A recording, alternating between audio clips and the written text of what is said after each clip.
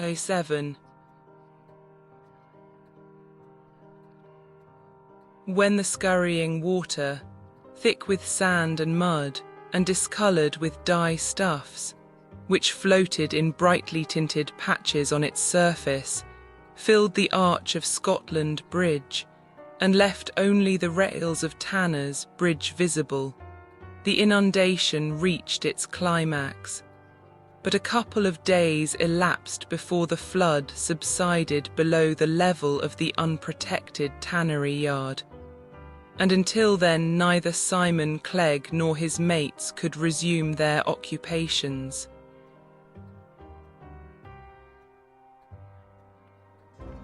There was a good deal of lounging about Long Millgate and the doors of the Queen Anne and Skinner's Arms, of heavily shod men, in rough garniture of thick hydarmurry against the tan and water in which their daily bread was steeped.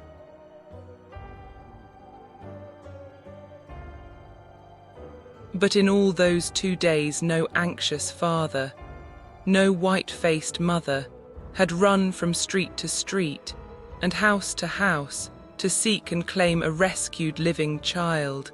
No, not even when the week had passed, though the story of his miraculous preservation was the theme of conversation at the tea-tables of gentility and in the bar-parlours of taverns, was the gossip of courts and alleys, highways and byways, and though echo, in the guise of a flying stationer.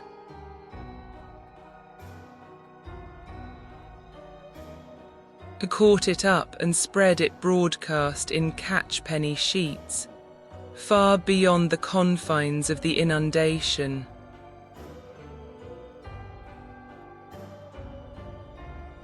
This was the more surprising as no dead bodies had been washed down the river, and no lives were reported lost. Had the child no one to care for it, no relative to whom its little life was precious?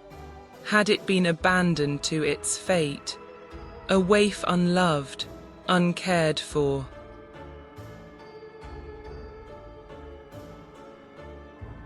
The house in which Simon Clegg lived was situated at the very end of Skinner's yard, a cul-de-sac to which the only approach was a dark covered entry, not 4 feet wide.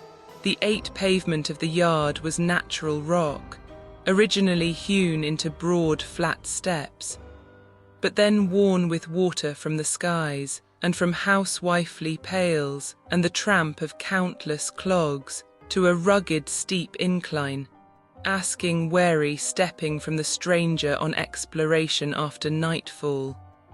Gas was.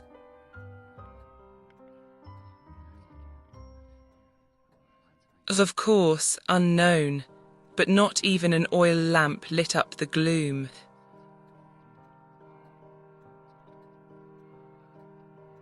In the sunken basement, a tripe boiler had a number of stone troughs or cisterns, for keeping his commodities cool for sale. The 3 rooms of Simon Clegg were situated immediately above these, 2 small bedrooms overlooking the river and pleasant green fields beyond, the wide kitchen window having no broader range of prospect than the dreary and not too savoury yard. Even this view was shut out by a batting frame, resembling much a long, narrow French bedstead.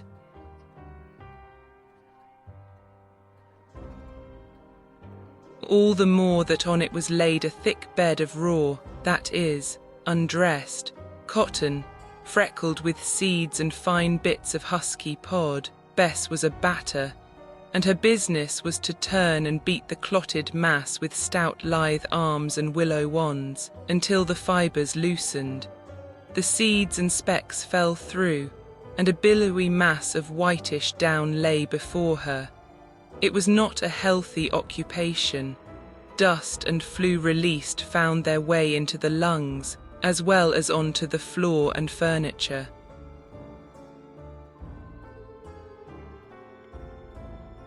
And a rosy-cheeked batter was a myth.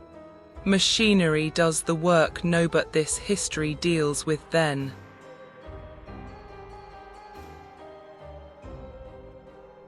During the week, dust lay thick on everything.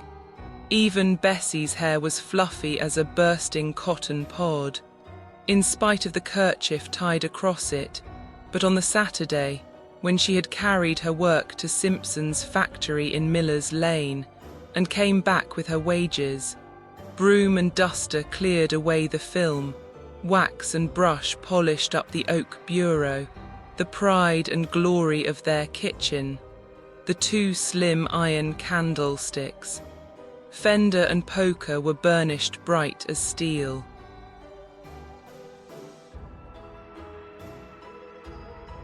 The 3-legged round deal table was scrubbed white, and then, mounted on tall pattens, she set about with mop and pail and a long-handled stone, to cleanse the flag floor from the week's impurities.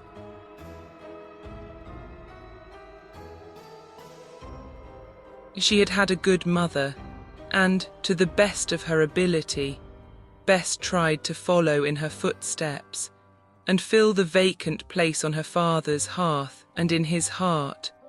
Her mother had been dead 4 years, and Bess, now close upon 20, had since then lost 2 brothers, and lamented as lost one dearer than a brother, 2 former by death, the other by the fierce demands of war. She had a pale, interesting face, with dark hair and thoughtful, deep grey eyes, and was,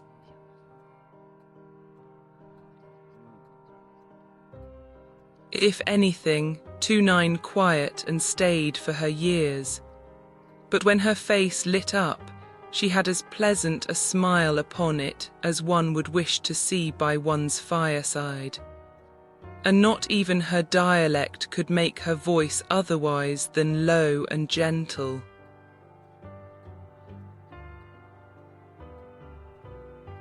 Both her brothers had been considerably younger than herself, and possibly the fact of having stood in loco parentis to them for upwards of 2 years had imparted to her the air of motherliness she possessed.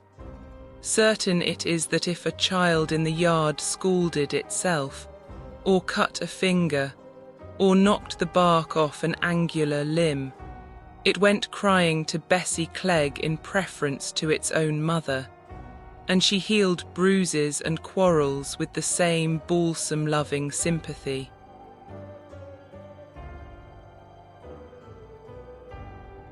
She was just the one to open her arms and heart to a poor motherless babe, and Simon Clegg knew it.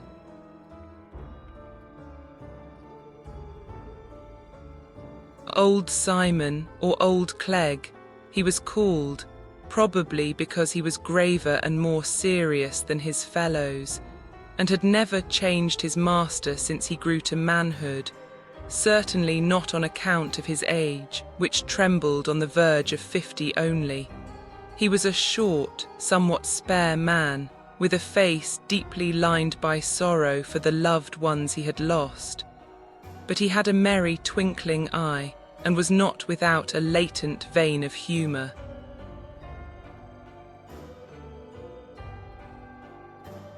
The atmosphere of the tannery might have shrivelled his skin, but it had not withered his heart, and when he handed the child he had saved to his daughter, he never stopped to calculate contingencies.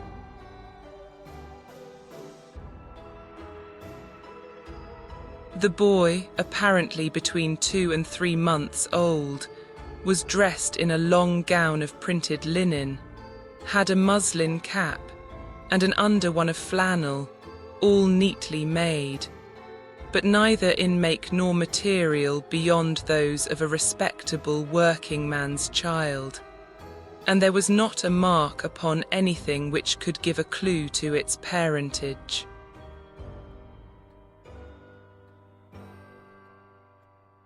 The painted wooden cradle, which had been to it an ark of safety, was placed in a corner by the fireplace, and an old bottle, filled with thin gruel, over the neck of which Bess had tied a loose cap of punctured wash leather, was so adjusted that the little one, deprived of its mother, could lie within and feed itself whilst Bess industriously pursued her avocations.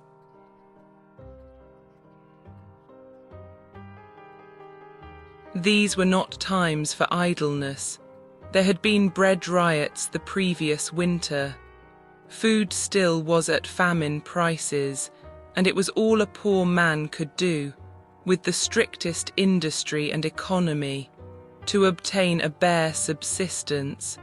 So Bess worked away all the harder, because there were times when babydom was imperative and would be nursed.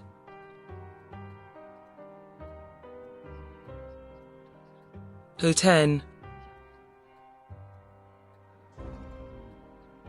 She had put the last garnishing touches to her kitchen on Saturday night, had taken off her wrapper brat, 4 put on a clean blue bedgown, 5 and substituted a white linen cap for the coloured kerchief, when her father, who had been to New Cross Market to make his bargains by himself on this occasion, came into the kitchen, followed by Cooper, who, having helped to save the child, naturally felt an interest in him.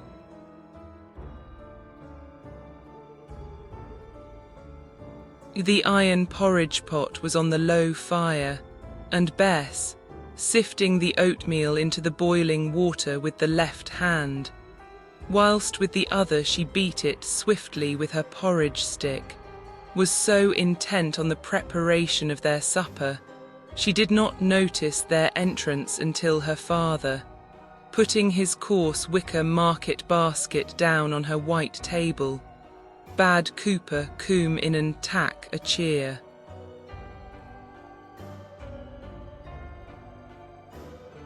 Instead of taking a chair, the man walked as quietly as his clogs would let him to the cradle, and looked down on the infant sucking vigorously at the delusive bottle.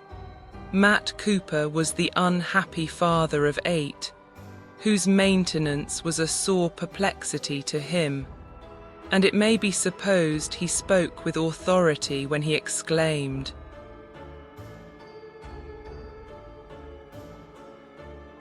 "Why, he tacks th, pap bottle as naturally as if he ne'er had nowt else."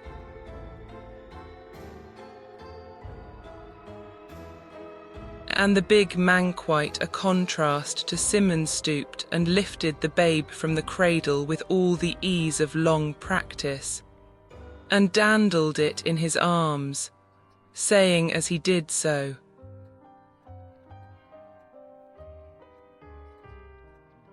"Let's hae a look at th, little chap, or have not seen the colour o' his een yet."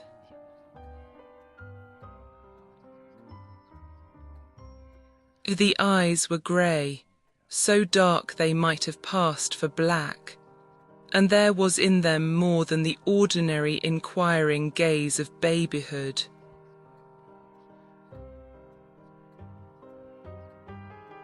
Well, Thurrit a pratty lad, but had Thar been th fowest 6 Lancashire, ord aithout thy mammied ha speared 7 fur thigh afore this, added he, sitting down and nodding to the child, which crowed in his face.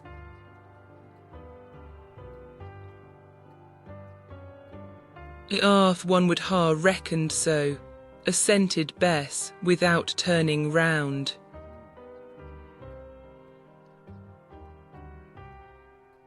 "What are tar gooin to do, Simon, toward Fandin th Choilt's kin?" next questioned their visitor.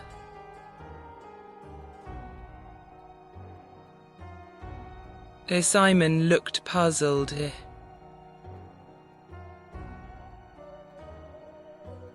"Why, or have hardly jeern it a thought."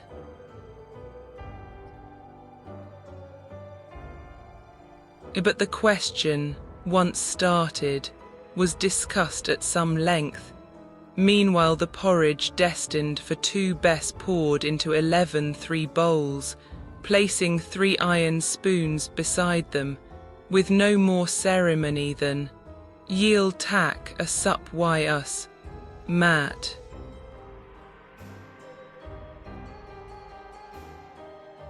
Matt apologized, feeling quite assured there was no more than the 2 could have eaten, but Simon looked hurt, and the porridge was appetizing to a hungry man, so he handed the baby to the young woman, took up his spoon, and the broken thread of conversation was renewed at intervals. What they said matters not so much as what they did.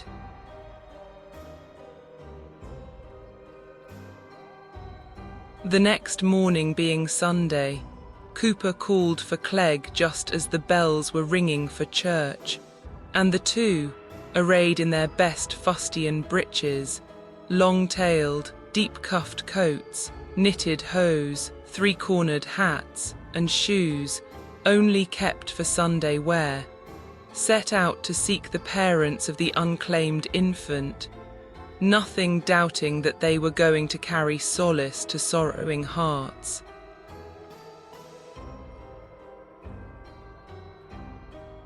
Their course lay in the same track as the Irk, now pursuing its course as smilingly under the bright August sun as though its banks were not strewed with wreck, and foul with thick offensive mud, and the woeful devastation were none of its doing. There were fewer houses on their route than now, and they kept close as possible to the course of the river, questioning the various inhabitants as they went along.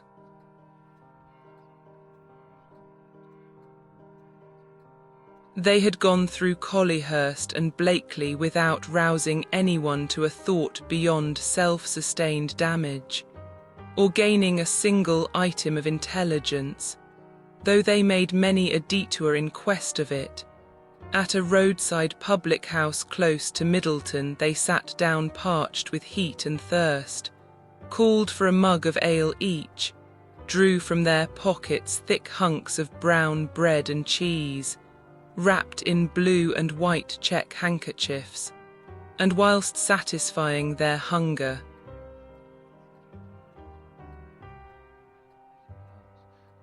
he came to the conclusion that no cradle could have drifted safely so far, crossing weirs and mill dams amongst uprooted bushes, timber, and household chattels, and that it was best to turn back.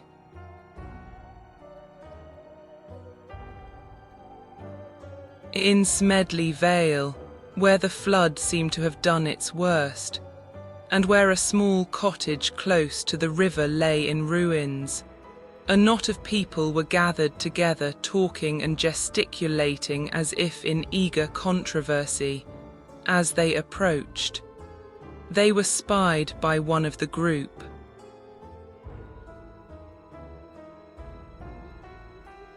"Here are chaps as fund Babby, and wantin' to know who it belongs to," cried he, a youth whom they had interrogated early in the day.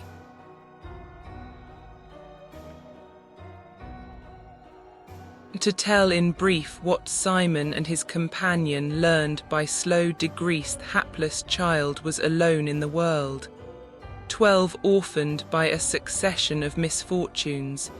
The dilapidated cottage had been for some 15 months the home of its parents. The father, who was understood to have come from Crumpsall with his young wife and her aged mother, had been sent for to attend the deathbed of a brother in Liverpool, and had never been heard of since.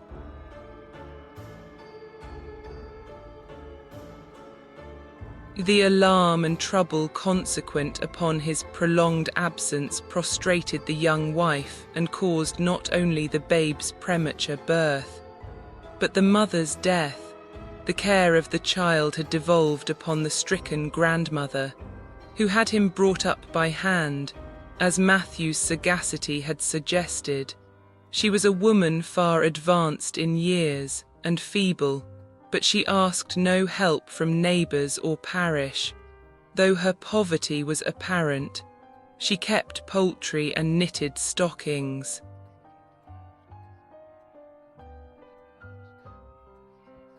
And managed to eke out a living somehow. But how? None of those scattered neighbours seemed to know she had held her yade so hoig, pursued her way so quietly.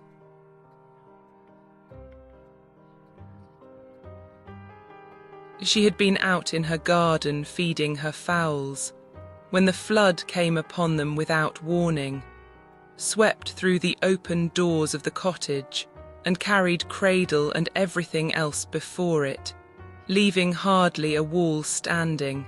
In endeavouring to save the child, she herself got seriously hurt, and was with difficulty rescued, but between grief and fright, bruises and the drenching, the old dame succumbed and died on the Thursday morning.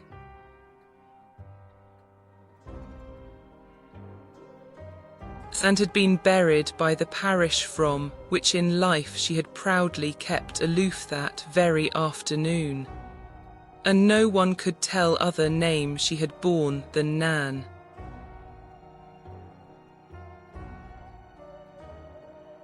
Bess sobbed aloud when she heard her father's recital, which lost nothing of its pathos from the homely vernacular in which it was couched.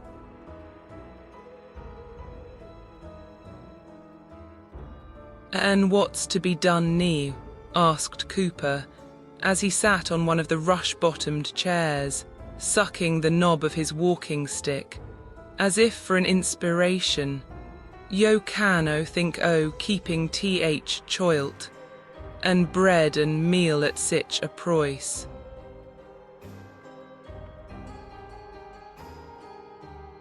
"I cannot oi then or con o think o aught else. Wouldst ha me chuck it I th river agin? What dost thou say, Bess?" turning to his daughter, who had the child on her lap.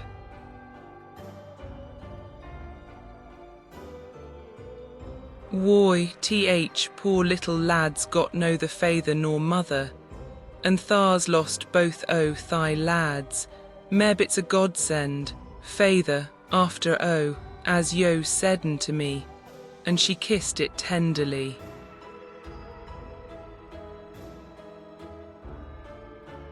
"A's wench," interposed Matthew, but she went on without heeding him.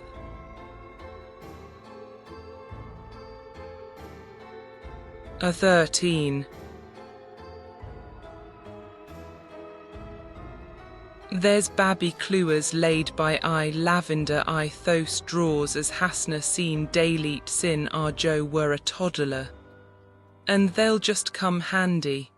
And if bread's dear and meal's dear, we mun just ate less on it ourselves. And they'll be more further choilt. He'll pay yo back, feyther, or no, when yo are too old to walk."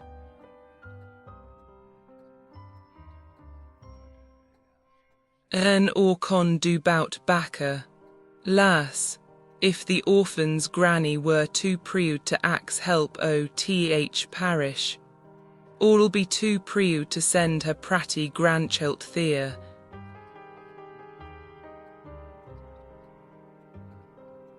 And so, to Matthew Cooper's amazement, it was settled, but the extra labour and self-denial it involved on the part of Bess, neither Matthew nor Simon could estimate.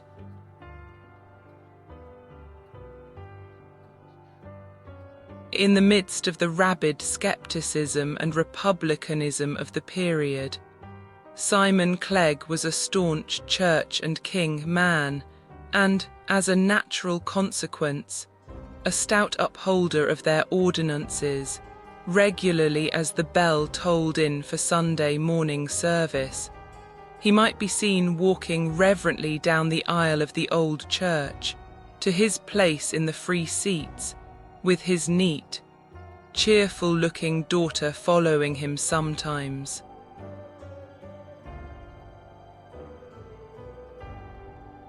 But not always so regularly that the stout beadle missed him from his seat the Sunday after the inundation, and meeting him in the churchyard a week later, sought to learn the why and wherefore.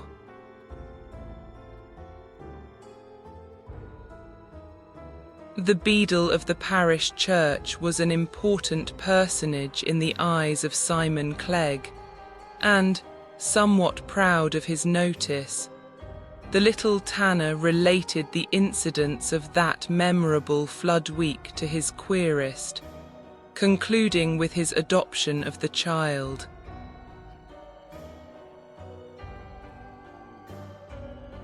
The official HMD and Hard applauded the act, but shook his powdered head and added, sagely, that it was a griat charge, a very griat charge.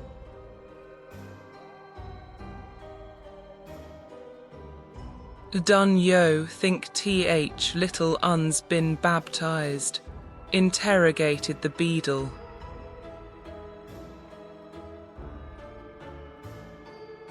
Or conno tell, nobody couldn't tell nout aboot th choilt.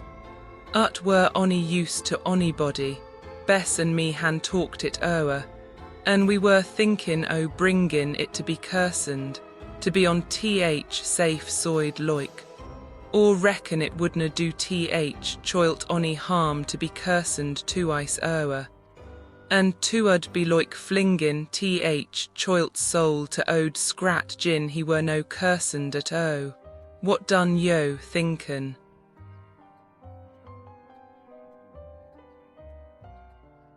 The beadle thought pretty much the same as Simon, and it was finally arranged that Simon should present the young foundling for baptism in the course of the week.